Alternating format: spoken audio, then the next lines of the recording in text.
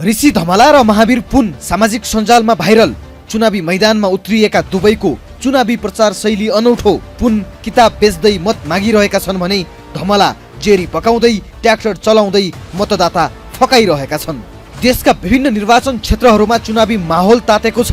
यसै क्रममा रौतहट क्षेत्र नम्बर 4 र म्याग्दीमा देखिएको चुनावी गतिविधि भने अन्य स्थानभन्दा केही फरक र रोचक देखिएको छ। पत्रकार ऋषि धमला र पूर्व मन्त्री महावीर पुनको उम्मेदवारीले यी क्षेत्रको चुनावी अभियानलाई रोचक बनाएको छ। रौतहट क्षेत्र नम्बर 4 मा चर्चित पत्रकार ऋषि धमला आम जनता पार्टीबाट उम्मेद्वार बनेपछि चुनावी प्रतिस्पर्धा नयाँ मोडमा पुग्ने देखिन्छ।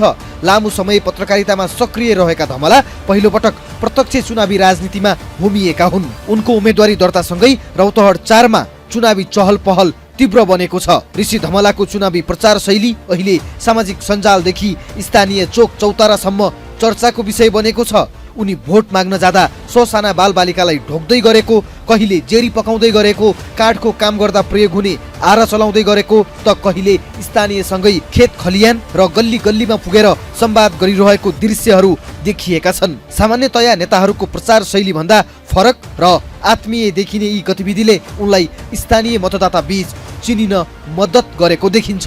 धमलाले आफू पत्रकारिता मार्फत सधैँ जनताको आवाज उठाउँदै आएको र अब संसदमा पुगेर त्यही आवाजलाई नीतिगत तहमा पुर्याउने दाबी गर्दै आएका छन्। आम जनता पार्टीबाट उम्मेद्वार बनेका उनले भ्रष्टाचार विरुद्ध सङ्घर्ष, विकास निर्माण, शिक्षा र स्वास्थ्यलाई प्राथमिकतामा राख्ने प्रतिबद्धता जनाइरहेका छन्। यद्यपि रौतहट 4 को चुनावी इतिहास हेर्दा यो क्षेत्र काङ्ग्रेसको बलियो पकड रहेको क्षेत्रका रूपमा चिनिन्छ। गत निर्वाचनमा यही क्षेत्रबाट नेपाली काङ्ग्रेसका देव प्रकाश तिमल सेना निर्वाचित भएका थिए। उनले 34,161 मत ल्याएर जित हात पारेका थिए भने नेकपा एमालेका उम्मेद्वार उद्धव प्रसाद रेग्मी 26,559 मत सहित दोस्रो स्थानमा सीमित भएका थिए।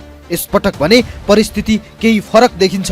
नयाँ उम्मेद्वार, फरक प्रचार शैली र मतदाताको बदलिदो सोचले चुनावी परिणामलाई अनिश्चित बनाएको छ। स्थानीय स्तरमा धमलाको सक्रियता र चर्चाले मत विभाजन हुन सक्ने विश्लेषण भइरहेको छ। तर काङ्ग्रेस र एमालेको परम्परागत संगठन बलियो रहेकाले धमलाको यात्रा भने सहज देखिँदैन।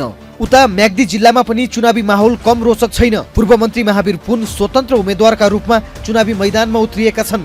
राजनीतिसँग कुनै साइनो नभएका पुन जेन्जी आन्दोलनपछि शिक्षा मन्त्री भए। सक्रिय राजनीति नगर्ने दाबी गरिरहेका पुन आफ्नो दाबी विपरीत अहिले चुनावी मैदानमा उत्रिएका छन्। उनी अहिले म्याग्दी पुगेका छन् र गाउँ गाउँमा पुगेर मतदातासँग संवाद गरिरहेका छन्। महावीर पुनको चुनाव प्रचार शैली पनि परम्परागत नेताभन्दा फरक छ। उनी चुनावी प्रचारका क्रममा आफैले लेखेको किताब बेच्दै हिँडिरहेका छन्। राजनीति केवल भाषण र नारामा सीमित हुनु हुँदैन, विचार पनि बेच्न सक्नुपर्छ भन्दै पुनले आफ्ना अनुभव, विचार र राजनीतिक यात्रालाई किताब मार्फत मतदाता समक्ष पुर्याइरहेका छन्। किताब बिक्रीसँगै उनी मतदातासँग प्रत्यक्ष संवाद गर्ने, प्रश्न सुन्ने र आफ्नो धारणा राख्ने काममा व्यस्त छन्। पुनले आफू विकास, सुशासन र स्थानीय आवश्यकतामा केन्द्रित भएर काम गर्ने भन्दै चुनाव जित्ने दाबी गरिरहेका छन्। स्वतन्त्र उम्मेद्वार भएर पनि जनताले आफ्नो अनुभव र इमान्दारितालाई मूल्याङ्कन गर्ने विश्वास उनको छ।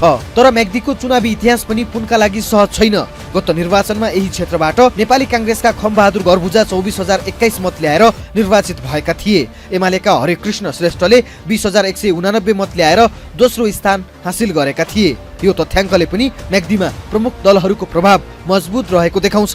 स्वतन्त्र उम्मेद्वारका रूपमा चुनाव जित्न पुनले ठूला दलको संगठित मतलाई तोड्नु मुख्य चुनौती हो। यद्यपि उनको फरक प्रचार शैली, विगतको अनुभव र व्यक्तिगत पहिचानले केही मत आकर्षित गर्न सक्ने अनुमान धेरैको छ। समग्रमा हेर्दा रौतहट 4 र म्याग्दी दुवै क्षेत्रमा यसपटकको चुनावी प्रतिस्पर्धा केवल पार्टी बीचको मात्र नभई व्यक्तित्व शैली र जनतासँगको सम्बन्धको पनि परीक्षा बनेको छ। पत्रकारिताबाट राजनीतिमा आएका ऋषि धमला र पूर्व मन्त्री भएर स्वतन्त्र उम्मेद्वार बनेका महावीर पुनले परम्परागत चुनावी अभ्यासलाई चुनौती दिने प्रयास गरिरहेका छन्। मतदाताले अन्ततः कसलाई विश्वास गर्छन् भन्ने कुरा भने मतदानको दिनपछि मात्र स्पष्ट हुनेछ।